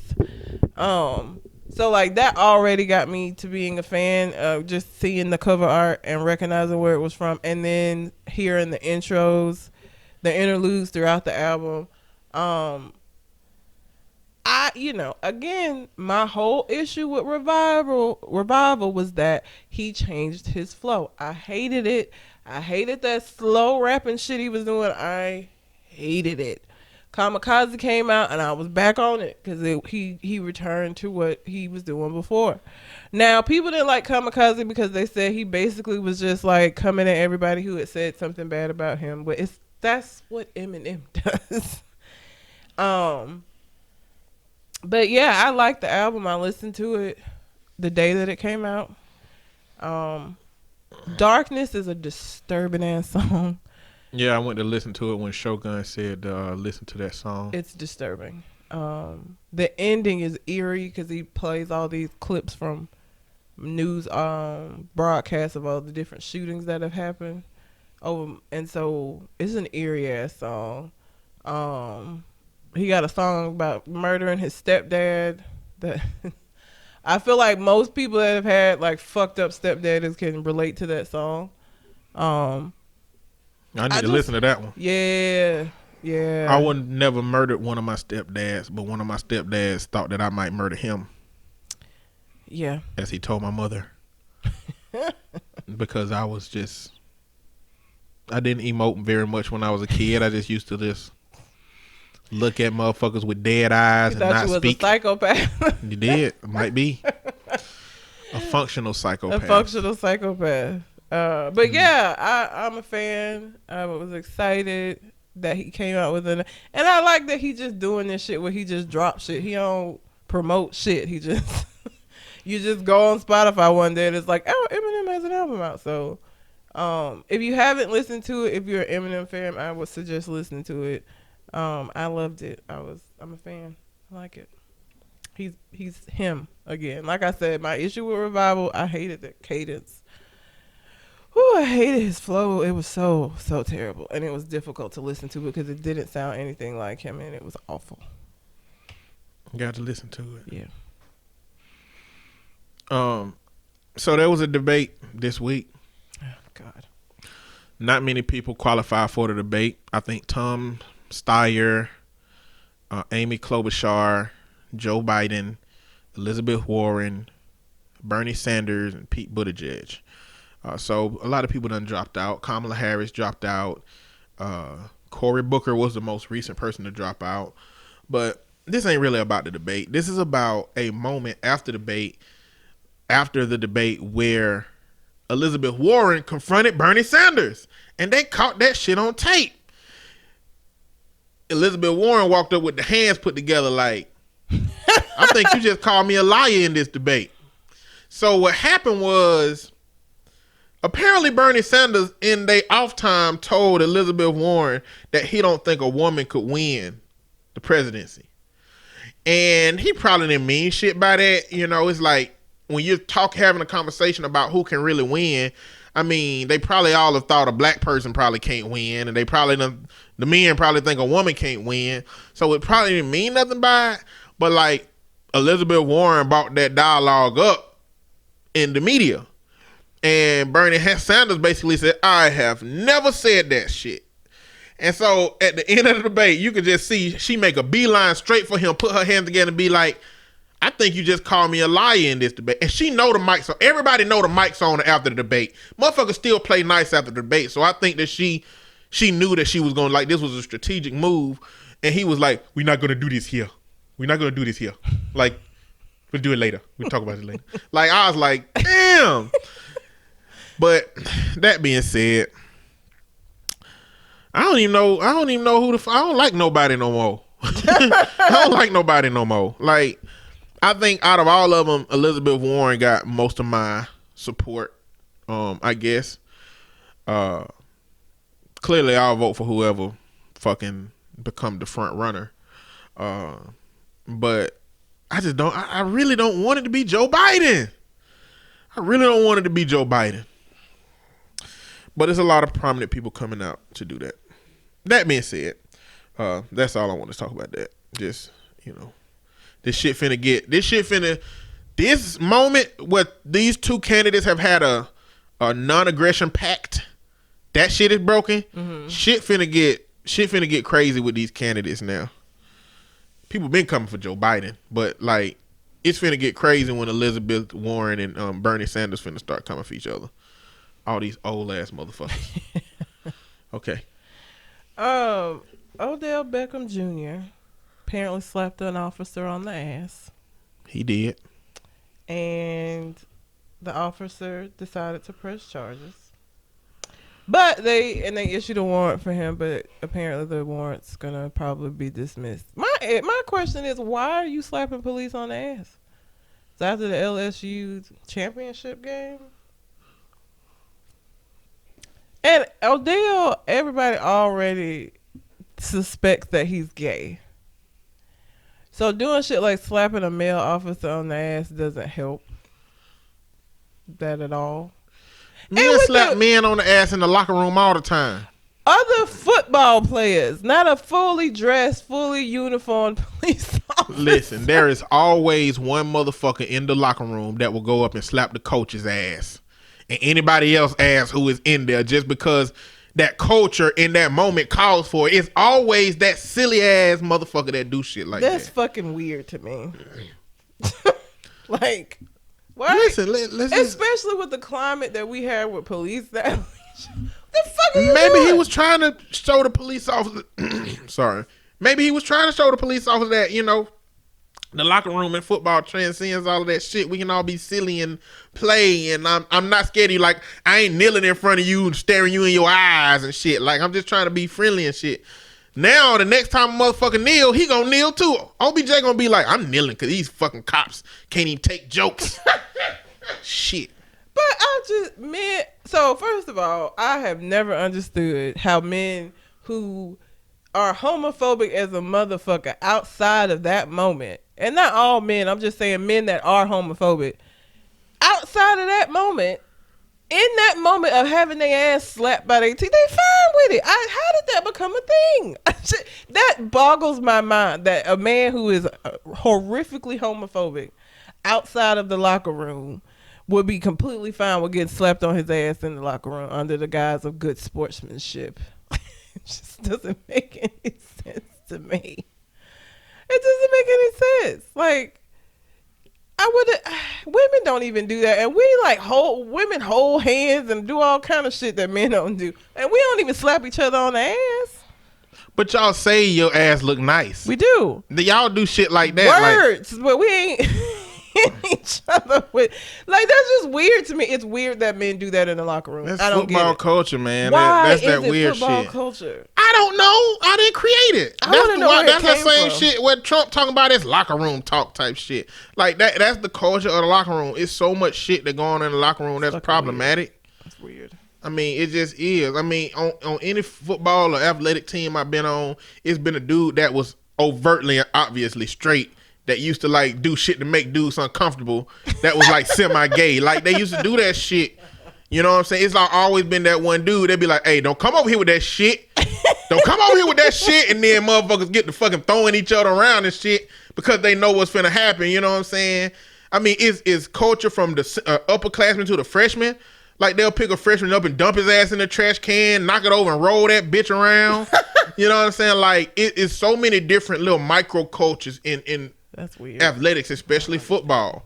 That's weird. You know, I don't know. I mean, maybe the first coach that slapped a player's ass was really with some inappropriate sexual intent, and in order to play it off, he was like, "That's football. Y'all got to be tough." And now everybody do that shit. I have no idea why an ass would get slapped. Not in a football. pat on the shoulder, not like "good job, man." You hit him on the ass to say "good job." That's fucking weird. I gotta research this because now I want to know where the fuck that came from because it makes no sense. I feel like it's the same thing as somebody slapping your bald head. Like there's a really thin piece of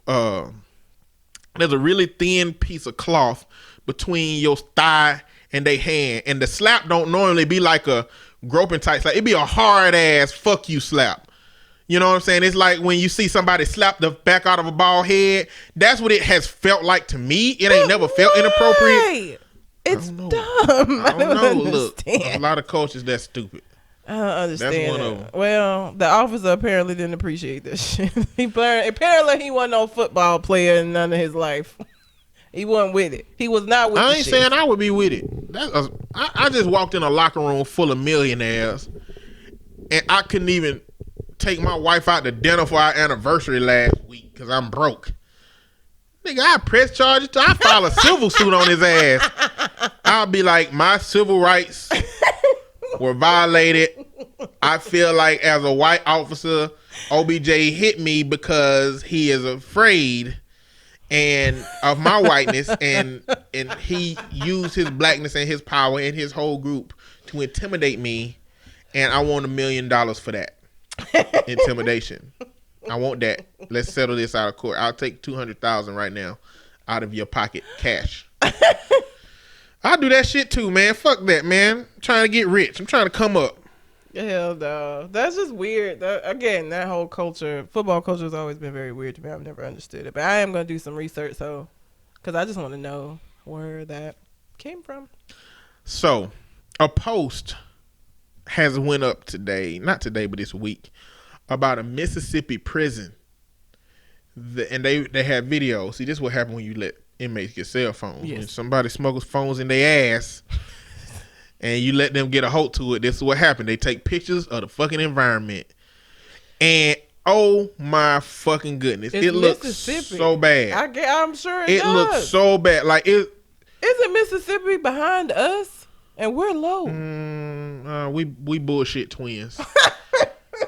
Alabama and Mississippi are bullshit twins on damn near everything. We swap places. I think we last in education. I don't know what but man, it is so fucking filthy. Not surprising. I mean, the food is molded.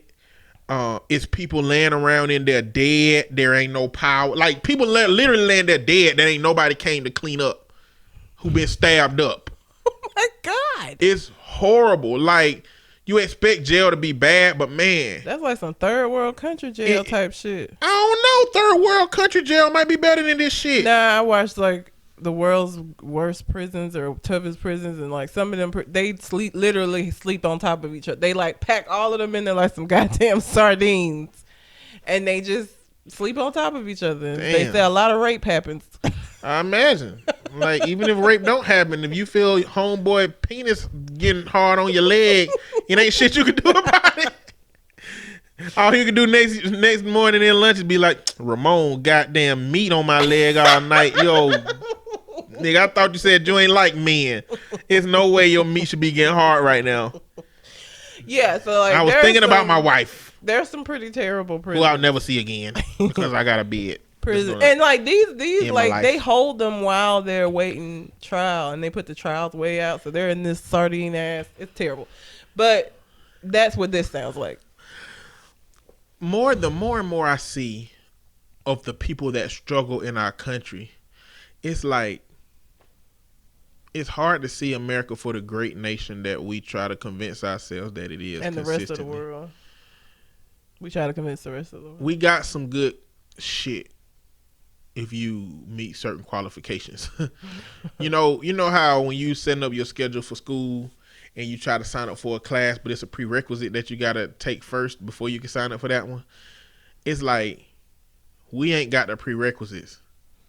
You got intersectional bullshit. You black and a woman.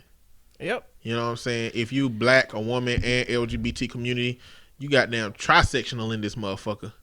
You know what I'm saying? Like, if you ain't white, middle to upper class, Christian, straight, and a man, you goddamn, you gonna struggle at some point. You gonna struggle at some point. And I just hate that we allow people on the bottom in this situation, because it's a lot of people it's a lot of people in here that done murdered somebody and gonna be here for their whole life, but it's people in here with weed offenses. Mm-hmm. It's people in here with weed offenses, like non-violent offenses, in the same fucking place, struggling and having this kind of experience, man. Now, apparently the Justice Department is looking into this shit now, but what do we really think Trump's Justice Department gonna do? Not a goddamn He said that you can hit somebody in the fucking head on the police car if you don't even know that they guilty. That's bullshit. I don't have faith in that system, but I just wanted to bring that up. If y'all saw these posts, I don't even want to share it because it looks so fucking bad, but that's what it is. What you got? Apparently Rihanna and her billionaire boyfriend have broken up. I'm just sad about that because I wanted her to win. They've been together for like 3 years. I thought they were gonna go the distance. What? No. What? If Rihanna wants to win, or any celebrity wants to win, they gotta marry somebody with less than them. Why? Because you can have a different life if you marry somebody that's normal versus somebody that's in the same level of life that you are. But he's not in the spot. First of all, I am always for celebrities that keep their relationships to them goddamn selves. I want anybody that does that to fucking win. So her and him, you know, paparazzi was having to go out of their way to get pictures of these niggas together. Like, they were not publicizing their relationship, and I respect that. Also, he ain't no singer or a rapper or nothing like that. He's an oil family, I think. So, this like, nigga named Hassan Jamil. yeah, Imagine how he feel about women, just from his culture. Generally. he can't possibly date Rihanna. Man, yes, he can't can. fucking possibly date Rihanna. I can't imagine that somebody with that level of idea about women would date somebody like Rihanna, who smoke weed and talk about fucking niggas all the time in her songs, and like has a lingerie line. Like, I just don't think he would have dated her at all if he had that kind it's of like a white woman white man dating a black woman. He just fetishized the Africanness, and he submerged his shit I feel like for a Rihanna little would while. have shut that shit down though if it was anything like that. She stayed with him for 3 years. Yeah, she was with the representative for 2 years and 11 months. That nigga said some crazy shit now. She was He done out. said or did some crazy shit, and she was like, I knew you was like that, motherfucker. You done tricked me these 3 whole fucking years, and now I'm finna leave. I don't know. I want her to be happy. I don't know what. I feel like me and Rihanna would hang out and be cool. I don't know why. I just feel like she would be my homegirl. Rihanna got big dick energy. She does, and I want to be in the shadows of that. I don't want to have it. I just want to get the residual off of her having it. I don't want to have it. I'll just get the residuals that she doesn't want. I just feel like the rain don't even touch Rihanna. I feel like as it's falling down, getting closer to her, it just evaporates and just goes the fucking way. I feel like that same energy she want. Like, I feel like she got like the Force from Star Wars, but it's unconscious Force. It just push motherfuckers away when she just walking. She ain't got to do no crazy shit. It's just pushing shit away. That shit is crazy. I don't know, but yeah. I don't know. She got that aura. She got that Rick James glow. Give it to me, baby. Yeah, she does. That orange. His aura, whatever the fuck is that called? I saw that shit. Charlie Murphy, rest in peace. I miss him. That's what she got. I didn't even know she was in no damn relationship, and I guess that's what I'm the purpose saying. of this shit is. Exactly. But I like that. I don't. Why? Because I want to know what kind of decisions you making while I'm listening to your shit. Hell, No, but what if we never knew Chris Brown had bopped Rihanna in the goddamn whip? What if we never knew that shit? We'll be out here just dancing to Chris Brown, not knowing that he got fucking domestic violence intent built in. I need to know who you are. I don't want to know who you pretend to be. I don't want to support you if you bullshitting out here. I mean, I guess. I don't know. I like that she was private with her shit. Like, I respect that, because I feel like you have, the more that you, especially when you on a level of stardom where Rihanna is, the more that you involve everybody in your shit, the messier shit gets. Like, I just don't think it's a good idea. Like, and I don't really be believing in relationships that be too public. Like, goddamn, do we have to continue to see you motherfuckers all the time? All right, you with him. I got it. Don't need to see y'all every 5 minutes slobbing each other down on a red carpet. I got it. Y'all are together. Good for you. I like the privacy. I like that when they do that. And I thought because they did that, you know, I was like, okay, Rihanna got a little Saudi prince and shit. A chic. Rihanna need to come and get me. I'll cook. I'll do whatever she need me to do. Okay. That's why you said she need to get a regular dude. She need a regular person. You know, I'll adjust. You know, just tell me what level I need to be on, and I'll do it. Hilarious. But yeah, they're not together anymore. It made me sad to see that, because I don't know. Again, Rihanna is my homegirl in my head, and I just want her to win. And I feel like ever since Chris Brown and that whole debacle, she just ain't winning in love at all. Just out here not winning. Who winning in love?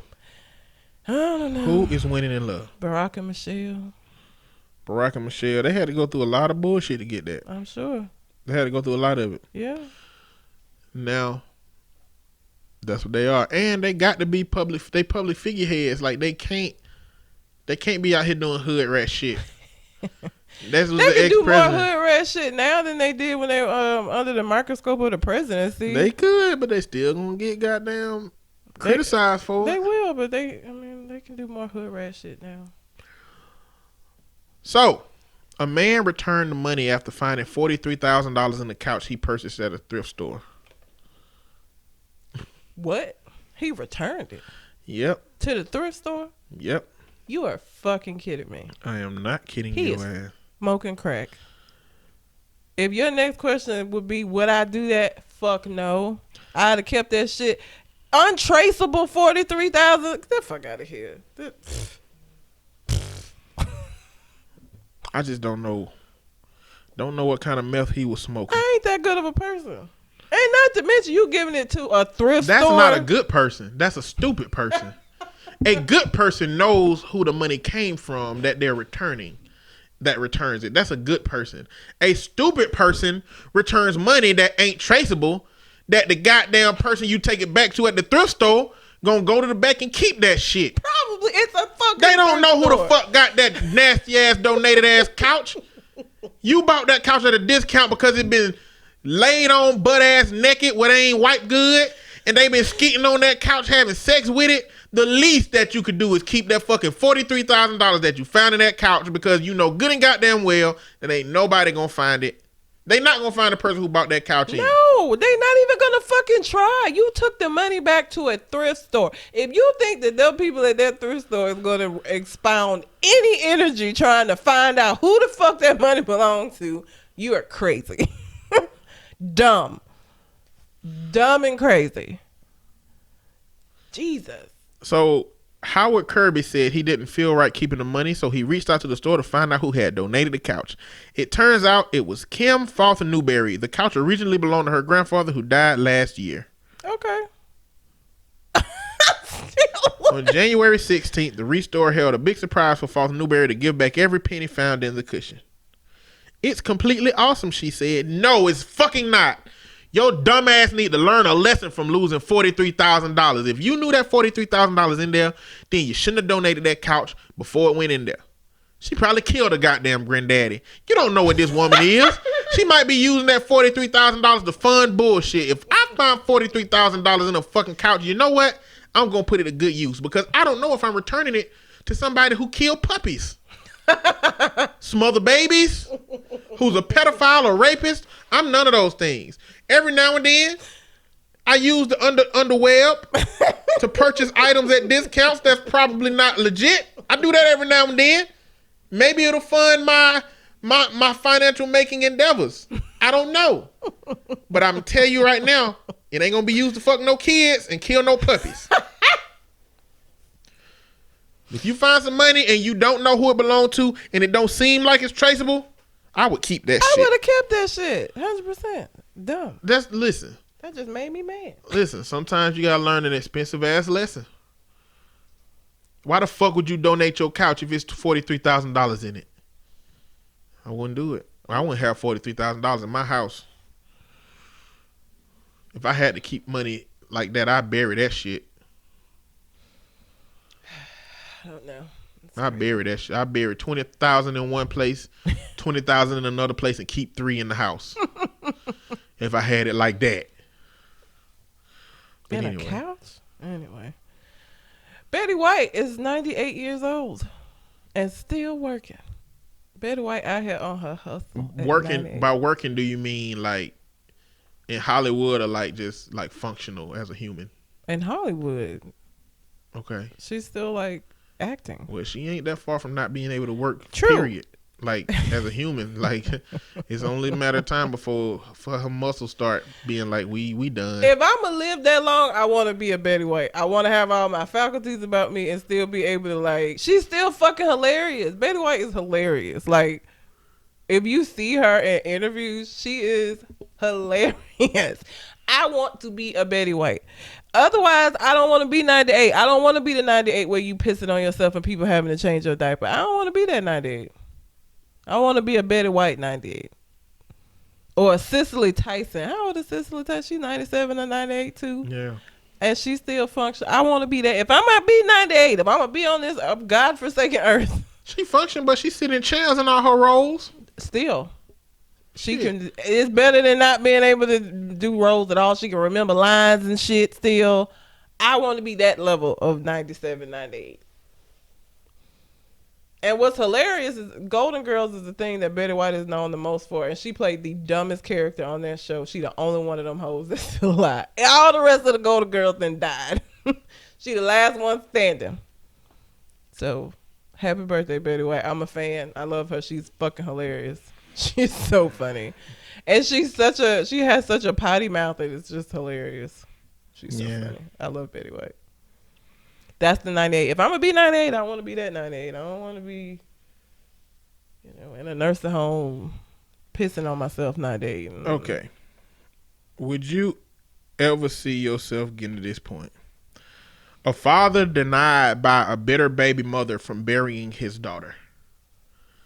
So he didn't have a strong relationship with his daughter because the baby mama wouldn't let him have the relationship. He found out on Facebook that the daughter had cancer. And from when he found out she had cancer, he was trying to be more aggressive at seeing her. And she died, and she wouldn't let him come to the funeral. Her mama is a raggedy bitch. Let me tell you something. What would a man have to do to you? He would nothing to me. He would have to have been abusive to me. He would have to be something about his behavior towards me that would be concerning me about his potential behavior towards our child. There is nothing that he could do that was like just some bullshit cheating or whatever that would make me keep his kid from him. Because one, you not only punishing him, that kid is going to grow up either A, knowing you kept their dad away from them, or B, thinking their dad didn't want them. And that has lasting impacts on a child. To have that belief that their daddy just didn't want to fucking be around them, didn't want them, just abandoned them. People get real life consequences from those kind of things. So like, it would have to be where I feared for the safety of my child being around that nigga. But it nothing. I wouldn't and it makes me angry. Like, you deny him being able to see her before she passed away of cancer. Even in your daughter getting that level of ill, nothing in your mind clicked and said, maybe I need to stop being a raggedy bitch. Maybe I don't need to do this. Nope. You just rolled it on till the wheels fell off. Like, then you didn't let the man come to her funeral? Like, come on, bruh. No, there's nothing. I would never do that. I couldn't do that because again, it may be the kind of work I do, but I just know the impact that would have on my kid. Because again, either I'm gonna have to be honest and be like, your dad ain't shit for cheating on me and I don't want him around, which I'm risking the kid being upset with me later on because they didn't have a relationship with their dad for no other reason other than I was bitter and angry. Or two, I'm gonna have to make it seem like the dad just don't want the kid. And that has a negative impact on that kid. It has an impact on their self-esteem. It has an impact on their self-worth. It has an impact on who they going to go on to date. I'm not going to do that shit. That shit is dumb to me. I just can't imagine doing that. And I done been in some shit. Listen. Oh, Jesus. But if I had a kid with any of the ain't shit niggas that I've been with, if they wanted to be in that kid's life and they were an appropriate father figure, they be in their life. Now, I would still make snide comments to him. I wouldn't say anything to the kid, but I would never, no, because that you not just hurting him, and you so angry that you can't see past your nose to know that you're impacting this child in a negative way as well. It's difficult to know that there are men out here who, by choice, don't participate in their children's lives. And it's equally as hard for me to know that there are women who, when a man hopes to be in a child's life, kind of be the barrier for that.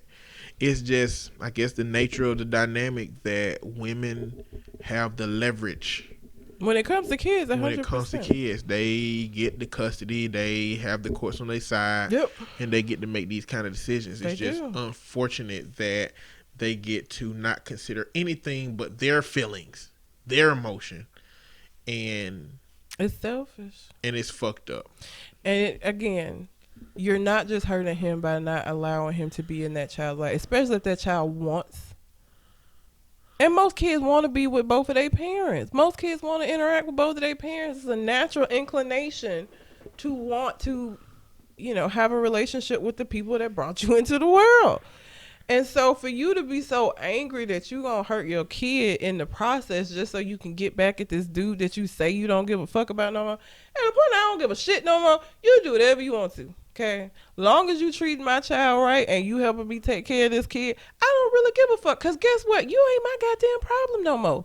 You let the next bitch deal with that part of it, okay? All I'm concerned about is this kid we made. I don't care nothing else about what you got going on. That is truly not caring.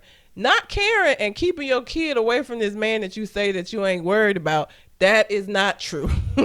You real worried about him. You care a whole lot because you letting it define and dictate your actions. And ain't nobody got time for that shit. I hate that. That makes me really upset when women do that. I don't like that shit.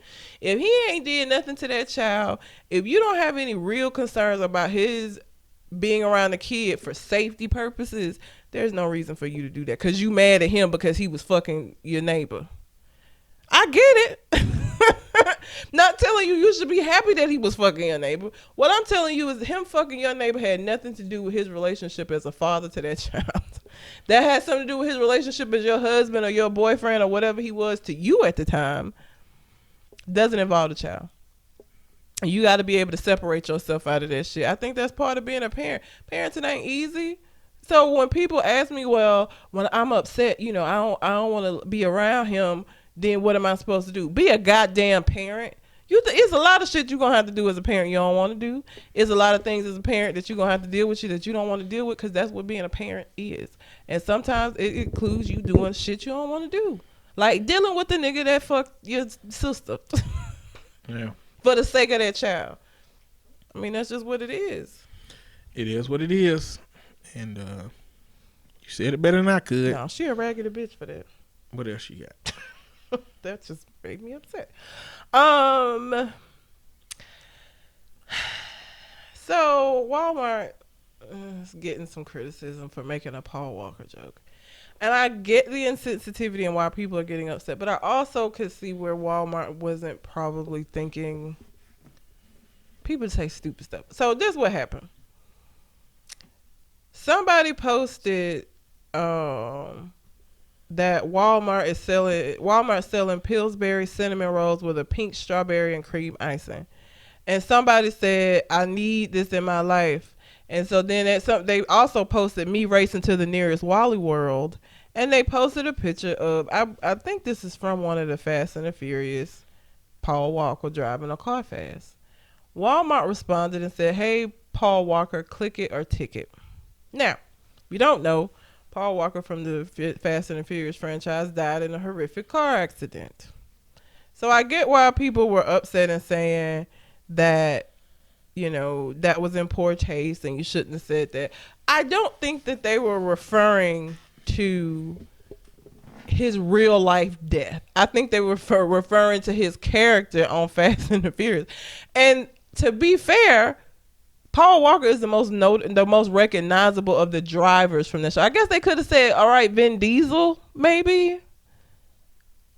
You know anybody else's name that was a main character in Fast and Furious? I guess Tyrese, was he a main character? Probably not. Ludacris, wasn't he? You know what I'm saying? Paul Walker is synonymous with Fast and Furious franchise. So I don't think the person was like referencing his death. I think they were referencing his character. And it probably would have come across a little bit better if they had used the character name, but I don't even know his fucking name, the character's name in Fast and the Furious. And so I get why people were upset, but I also think it was just just a poor judgment call. Not as big of a deal as people You know, of course, we this boycott what? Like, okay. It was in poor taste, but like, I don't know. I think that they meant more of his character in Fast and the Furious than his actual death. Yeah.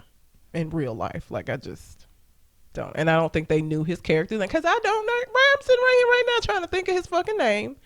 Don't know it. Do you know his name in the movie? Mm-mm. So I mean, they said Paul Walker because that's what the name that they remember, but I really think they were talking about his character in the movie. Unfortunately, they could have just put Click It or Ticket, sir. They could have. Like they didn't have to put a name. I mean, you know, but when you're not, it's like white people that think they can say whatever they want to do because they ain't racist. Yes. So it's like they ain't considering that they may say something offensive because they're not trying to be offensive. That was so you fuck around and say something offensive because you won't have to think about it. But you know, people will let you know. Yeah. But unfortunately, Walmart can't be defeated. No. So be mad, criticize, whatever. Walmart had a snowman T-shirt with 3 lines of cocaine on it that they were selling in the stores. Parents had to be like, "This is inappropriate. What is this? This reminds me of the '60s." I don't want my kids to know about it today. Was it Studio 54 or Studio 64? I don't know. 54? 54. Remind them of being in Studio 54, all that coke they were doing. Oh, yeah. Yeah, Studio 54. I don't know. But, yeah, Walmart, you know, Walmart. It's Walmart. They fuck up a lot. Yeah, they do.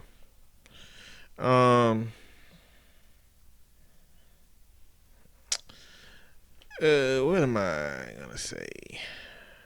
I don't want to address no more of my stories. The only other thing that I was gonna talk about was, listen, if you can find you a man that is willing to advocate his right to the throne for you, that's love. Prince Harry married Meghan Markle. Okay, you know she's an American, or is she Canadian? What? I don't think she's American. I think she was born in Canada. She might be, because I know it was a big deal of them trying to go back to Canada. And yes, they didn't want. Royal patriarchy can't live in Canada. Well, as a citizen or some shit. So they can, because what has happened is that they're stepping down from their royal family duties. They're no longer going to be using their titles. And he did this so that she could live in Canada half the year because the British press has been such dickheads to her. It's been real bad. And it was a historian or a professor or somebody that was on CBS that had the audacity to say that this don't have nothing to do with race. Oh, okay. Whatever. But just the fact that he is willing to do that for her, I was like, oh. Like Prince, I believe that his mother dying the way that she did, he really ain't had shit for the press since then. So they really fucked up when they started going in on his wife. When the press started doing that shit, he wasn't finna stand for that shit. Harry has always been the one that was, Harry was the one that was caught partying and shit. Like Harry was the one that was like, I don't give a shit. I feel like William knew that he was gonna be next in line. Whenever Queen Elizabeth died, Queen Elizabeth is like, fuck all of y'all. I don't even know if her son gonna live long enough to be a king. He might die before she do at this point. But William knows that he's in line for the throne, so I feel like he has had to be on his best behavior, and he's had to, like, you know, toe the line. Harry ain't really gave a fuck about that as much as William has. So when it came to this, and the British press doing what they did, he was like, fuck y'all, we out. What's hilarious to me is that British people, one, was fussing about Meghan Markle spending all of this money, spending the money, the monarchy's money. They hated her. They didn't want her there. So when they make this announcement, you think they'd be happy to get rid of her. Nope. Now they mad about this. Now she's making him do this. When you get ready to smear somebody, you got to smear them regardless. You got to smear them on the side where they ain't doing shit wrong. You got to smear them on the side where they doing shit. It don't matter. They're going to find a way to make her at fault for something. That's how media works. when they've chosen you to be the martyr, then that's what you're going to be regardless. So now she's forcing him to do this and forcing him to say, and I just, in what I've seen of him, I don't think he's the kind of person that would be forced into doing something. I think he loves her. He loves his son. They got a kid now. He knows what the British press did to his mother. They were the cause of her death, and he just ain't with the shits. And he don't have to be. Harry is like 15th or some shit in line for the throne. He not gonna be king ever. He knows that. It don't matter. It don't matter. So I was like, oh, that's probably the most romantic thing I've ever seen. He's a prince a prince that actually stepped down for his, like, it's a real life fucking fairy tale. Yeah. You don't really get to see that very often. So I just thought that was kind of cool and good for him. And I don't really give a fuck about the royal family, but I've always liked Harry. And I know before somebody come with this shit about him I know I've seen the picture with him with that Nazi shit on his arm. I know. I'm aware. So please don't comment that shit. I get it, but I also think that he was being dumb, and I haven't seen anything in his behavior since that point that would make me feel like he out here being. He married a biracial woman. Whatever. Anyway, kudos to them. They still gonna live in England half the year and Canada half the year. Well, good for them.